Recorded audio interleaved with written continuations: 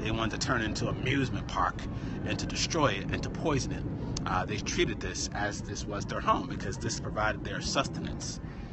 But going back to some of the more recent history and the mass killings, the militias and the U.S. military came in here and basically exterminated the natives that were living here, and then eventually put them into concentration camps, or what they call reservations.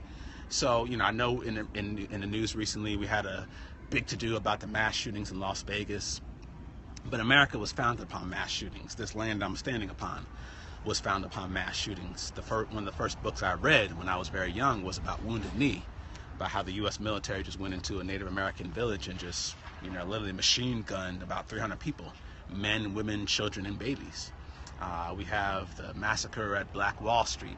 We have the Colfax massacre. We have the massacres going on in Afghanistan. So we live in a culture of white supremacist mass shootings. And many of the victims of those mass shootings were coal miners and living in West Virginia. Again, you know, on behalf of the capitalist class who were killing out some of the people who were trying to unionize and stand up for themselves because they're being killed in those coal mines. So mass shootings are as American as apple pie. That's how the country was founded. So mass shootings ain't going away, unfortunately, because, you know, and most of those mass shootings are carried out by white males, which goes to show you how these mass shootings were always about white supremacy. And that's why you had the Second Amendment. The Second Amendment was designed to give white settlers and white militias and the police the power and the rights to exterminate black and brown people, so then we could build America.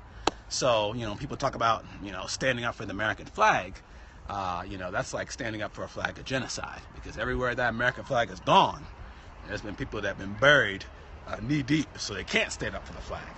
So, you know, as we celebrate Indigenous Peoples Day, and as we, you know, remember all the people, all those indigenous people and the cultures and thriving, rich cultures that they had, we must never lose sight of the true history of America.